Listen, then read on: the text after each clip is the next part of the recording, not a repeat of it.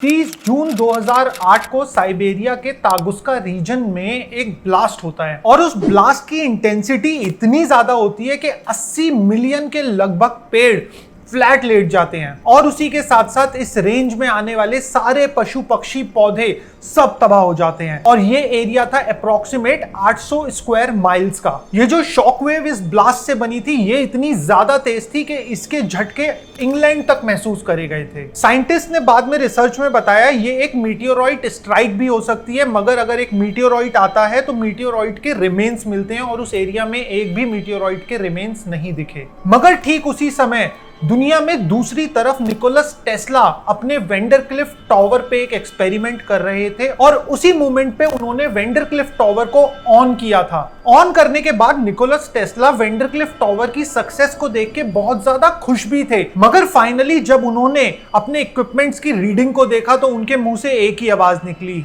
Oh shit.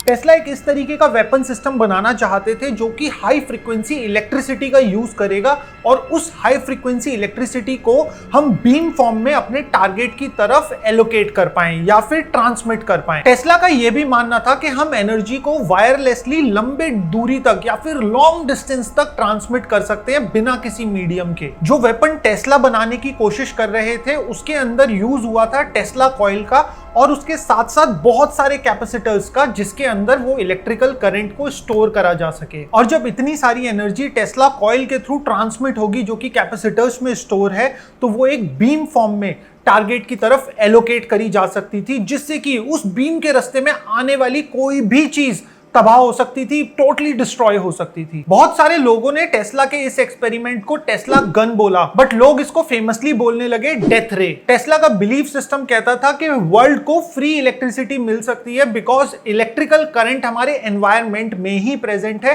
जिसको हम free form में हार्नेस कर सकते हैं और यूज कर सकते हैं। मगर इस चीज का एक लाइव एग्जांपल हम अपने आजकल के एक्सपेरिमेंट्स में भी कर सकते हैं। करना कुछ नहीं है, बहुत सिंपल सा एक एक्सपेरिमेंट है। अगर आप एक काइट लेते हैं, पतंग, और उसके ऊपर एक एल्यूमिनियम फॉइल लगा देते हैं, उस एल्यूमिनियम फॉइल को अगर हमें कॉपर वायर से कनेक्ट करके पतंग को उड़ा देते हैं, तो अब जो आपके पास में कॉपर वायर है जो आपकी पतंग से कनेक्टेड है और ग्राउंड जो धरती से आप एक न्यूट्रल टर्मिनल ले सकते हैं, और वो जो कॉपर वायर जो आपकी पतंग से कनेक्टेड है उससे आप उसका प्लस टर्मिनल ले सकते हैं।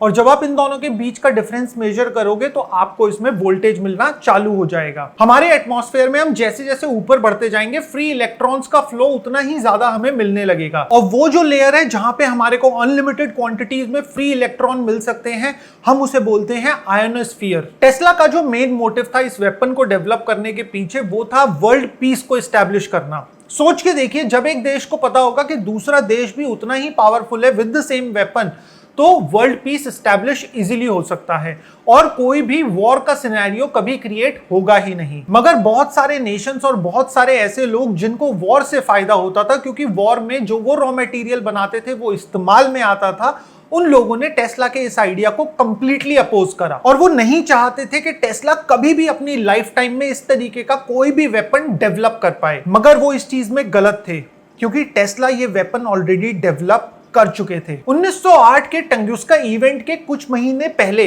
रॉबर्ट एडमिरल पेरी नाम के एक शख्स होते हैं जो कि नॉर्थ पोल के एक्सपीडिशन पे जाते हैं। तब तक नॉर्थ पोल किसी ने एक्सप्लोर नहीं करा था और एडमिरल पेरी पहले शख्स होते जो कि नॉर्थ पोल के एक्सपीडिशन में जा रहे थे। मगर नॉर्थ पोल का क्लाइमेट किसी भी लाइफ को इजीली सपोर्ट नहीं करता। वहां की हार्श विंड और वहां का टेरेन अपने आप में ही बहुत सारे चैलेंजेस खड़े करता है। तो इस समय पे एडमिरल पेरी को जरूरत थी एक डिवाइस की जिससे कि वो नॉर्थ पोल में इजीली नेविगेट कर पाए। तो यहाँ पे निकोलस टेस्ला हेल्प करते हैं एडमिरल पेरी की with his special radio receiver, जिससे कि वो इजीली नेविगेट कर पाए in the harsh weather of North Pole. और यहीं जब टेस्ला अपना वेंडरक्लिफ टावर पे काम कर रहे थे, जिसमें कि उनका बहुत पैसा लग रहा था, 1906 में जेपी मॉर्गन उनकी इस प्रोजेक्ट की फंडिंग को कंप्लीटली रोक देते हैं। और इसी सिनेरियो को कंसिडर करते हुए टेस्ला सोचते हैं कि अभी दुनिया को मेरे को दिखाना पड़ेगा कि मैंने अभी तक अपने एक्सपेरिमेंट में क्या अचीव करा है, और जो कि ड्रामेटिक होना चाहिए, जिससे कि पूरी दुनिया की नजरें टेस्ला के इस एक्सपेरिमेंट की तरफ आए और उनकी फंडिंग को फिर से स्टार्ट करा जा सके। तो इस समय पे टेस्ला को एक आइडिया आता है, क्योंकि एडमिरल रॉबर्ट पेरी का जो एक्सपीडिशन चल रहा था नॉर्थ पोल का, पूरी दुनिया उसकी तरफ नजर गड़ाए बैठी थी और न्यूज़पेपर्स इसी खबरों से भरे रहते थे। तो यहाँ पे टेस्ला ने सोचा ये एक बहुत अच्छी अपॉर्चुनिटी हो सकती है कि मैं अपने वेंडरक्लिफ टावर को पूरी दुनिया के सामने दिखा सकूं कि ये क्या क्या कैपेबिलिटीज रखता है और इससे हम क्या क्या अचीव कर सकते हैं। और इन्हीं सब के बीच टंगुस्का इवेंट से 2 महीने पहले टेस्ला ने ये लिखा। जब एडमिरल रॉबर्ट पेरी अपने एक्सपीडिशन में एल्समोर में होते हैं तब उन्हें टेस्ला से एक मैसेज मिलता है जो कि कोडेड मैसेज होता है और उस मैसेज में लिखा होता है कि आज रात का आसमान देखना, मैं तुम्हें एक सिग्नल दूंगा। और टेस्ला रॉबर्ट पेरी को यह भी कहते हैं कि तुम जिस लोकेशन पे हो नॉर्थ पोल, वहां का आइसोलेटेड एनवायरनमेंट और लाइट फ्री एनवायरनमेंट, क्योंकि वहां पे कोई ह्यूमन लाइफ तो सस्टेन नहीं कर रही थी, परफेक्ट बनता है मेरे इस एक्सपेरिमेंट के लिए। तो तुम आसमान पे नजरें गड़ाकर रखना, मैं तुम्हें आसमान में एक सिग्नल दूंगा। इस पर एडमिरल रॉबर्ट पेरी टेस्ला से पूछते हैं वो सिग्नल होगा क्या, और इस पर टेस्ला जवाब देते हैं जब वो सिग्नल आएगा तुम्हें अपने आप पता लग जाएगा। और इसी के साथ टेस्ला अपने उस वेंडरक्लिफ टावर को पावर देते हैं, जो कि एक बहुत कॉम्प्लेक्स मशीनरी थी अपने आप में, जिसमें कि बहुत सारे कैपेसिटर्स और बहुत सारी वायर्स का यूज हुआ था। स्टार्टिंग में तो मशीन एक लो हम साउंड के साथ में स्टार्ट होती है और देखते ही देखते वेंडरक्लिफ टावर से एक इलेक्ट्रिसिटी की, हाई पावर इलेक्ट्रिसिटी की बीम निकलती है जो कि सन से भी ज्यादा ब्राइट होती है। 10 से 15 सेकेंड के लिए वो बीम ऑफ एनर्जी उस पूरे एरिया को इतना ज्यादा रोशन कर देती है जितना कि शायद सूरज भी ना करता हो। और उसके बाद में वो वाली मशीन को बंद कर दिया जाता है और उसके बाद में सब कुछ रुक जाता है, सारी रोशनी बंद हो जाती है। और जब टेस्ला अपनी रीडिंग्स देखते हैं उस मशीन की तो उनको बिलीव नहीं होता कि ये वाली मशीन इतना ज्यादा अच्छा काम कर सकती है, क्योंकि इस वाली मशीन से जो लाइट एमिट हुई थी वो केवल एल्समोर, जहां पर एडमिरल रॉबर्ट थे, वहां तक ही नहीं बट रशिया के कुछ इलाकों तक भी देखी गई। जो पूरी की पूरी एनर्जी वेव उस वेंडरक्लिफ टावर से निकली वो 10,000 गुना ज्यादा पावरफुल थी एक एटॉमिक बम से। 30 जून 1908 को टंगुस्का रीजन साइबेरिया के अंदर एक ब्लास्ट होता है। ये ब्लास्ट से approximate 15 mega tons of energy निकलती है और अप्रोक्सीमेट 80 मिलियन पेड़ फ्लैट लेट जाते हैं उस ब्लास्ट की इंटेंसिटी से। ये ब्लास्ट क्यों हुआ और इस ब्लास्ट के पीछे का रीजन क्या था, इसके पीछे अभी तक कोई क्लियर एक्सप्लेनेशन नहीं है। बहुत सारे लोगों का टंगुस्का ब्लास्ट को लेके ये भी मानना है कि ये एक कॉमेट रहा होगा जो कि आसमान में ही फट गया होगा, और ये कोई नई चीज नहीं है। बहुत सारे कॉमेट आसमान में फट जाते हैं बट ये हमें नहीं दिखाई देता, क्योंकि ये ज्यादातर जो इवेंट होती है कॉमेट बस्टिंग की, ये समुद्रों के ऊपर होती है, जहां पे बड़े साइज के कॉमेट्स आकाश में ही, आसमान में ही ब्लास्ट ऑफ हो जाते हैं।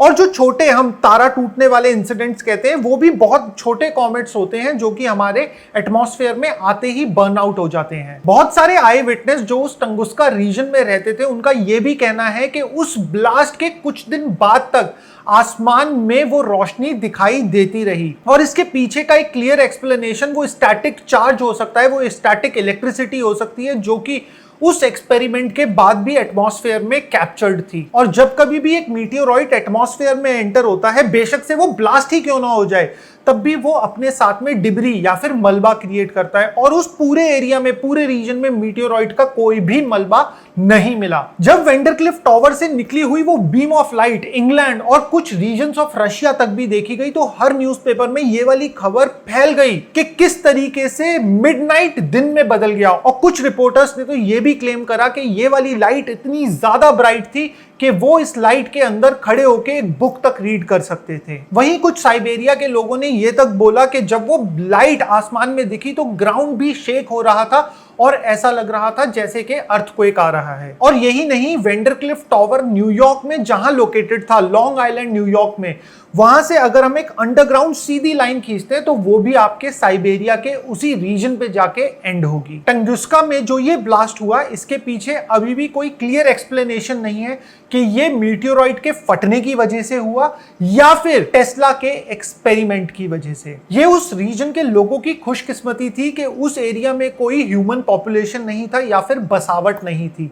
अगर ऐसा कोई इवेंट आज की डेट में हमारी सिटीज में हो जाएगा तो डिवास्टेशन का लेवल वो होगा कि जो हम कभी इमेजिन भी नहीं कर सकते। टेस्ला जो अचीव करना चाहते थे वेंडरक्लिफ टावर के थ्रू, वो तो शायद अचीव नहीं हो पाया, मगर आज भी मिलिट्री एंड काफी सारे रिसर्च इंस्टीट्यूट्स DEWs पे काम कर रहे हैं, डायरेक्टेड एनर्जी वेपन। DEWs का बेसिक प्रिंसिपल होता है या तो लेजर की फॉर्म में, या फिर माइक्रोवेव्स की फॉर्म में, या फिर पार्टिकल बीम की फॉर्म में एनर्जी को डायरेक्ट करना और किसी भी ऑब्जेक्ट को कंप्लीटली डिस्ट्रॉय कर देना। माइक्रोवेव बेस्ड जो DEWs होते हैं वो किसी ऑब्जेक्ट को माइक्रोवेव्स का यूज करके इतना ज्यादा हीट अप कर देते हैं कि वो ऑटोमेटिकली ब्लास्ट हो जाता है। और लेजर की इंटेंसिटी इतनी ज्यादा बढ़ा दी जाती है कि लेजर किसी भी ऑब्जेक्ट को पेनिट्रेट करते हुए उसको पार कर जाए। और इसी के साथ जो पार्टिकल बेस्ड DEWs बन रहे हैं और उसके अंदर अलग अलग पार्टिकल्स की बीम को कंसंट्रेटेड फॉर्म में ऑब्जेक्ट पर फेंका जाता है या फिर टारगेट किया जाता है। और इसी के साथ साथ काफी सारी research organisations concentrated high frequency electricity beam पर भी काम कर रही हैं। हमने एक वीडियो बनाई थी न्यूक्लियर फ्यूजन पर कि कैसे एक आयरन मैन की चेस्ट में लगा हुआ आर्क रिएक्टर अब असलियत में डेवलप हो रहा है। उसमें हमने एक्सप्लेन करा था कि आप इलेक्ट्रिसिटी को भी इलेक्ट्रोमैग्नेट्स के थ्रू चैनलाइज कर सकते हो वायरलेसली। तो अगर आपको एक पॉइंट से दूसरे पॉइंट पे इलेक्ट्रिसिटी पहुंचानी है, आपको जरूरी नहीं है वायर का यूज हो, इलेक्ट्रोमैग्नेट्स के थ्रू आप इलेक्ट्रिसिटी को एक बीम फॉर्म में कन्वर्ट करके भी शूट कर सकते हो। तो DEWs में इस तरीके का भी इलेक्ट्रोमैग्नेट्स का भी यूज हो रहा है। अगर आपने अभी तक हमारी वो वाली वीडियो नहीं देखी है तो उसके हाईलाइट्स ये रहे, आप इस वीडियो के बाद उस वीडियो को भी देख सकते हो। दोस्तों, अगर कभी आपने आयरन मैन मूवी देखी हो तो आपको पता होगा वो अपनी चेस्ट में लगाता था एक आर्क रिएक्टर, और वो आर्क रिएक्टर से मिलती थी पावर उसके पूरे सूट को। और ऐसे ही आर्क रिएक्टर को डेवलप करने में लगी हुई हैं 25 कंपनियां और 81 रिसर्च ऑर्गेनाइजेशन, जिसमें से MIT भी एक है। तो दोस्तों, मूवी में जो आर्क रिएक्टर दिखाया था, चलिए जानते हैं कि उसमें मटेरियल कौन सा यूज हुआ था। That's palladium, 0.15 grams. तो दोस्तों, पैलेडियम एक एलिमेंट है जिसका एटॉमिक नंबर है 46, और कुछ कुछ पैलेडियम रेडियो एक्टिव भी होता है। और इसी के साथ साथ चलिए ये भी जानते हैं कि ये छोटा सा आर्क रिएक्टर कितनी बिजली बना सकता है।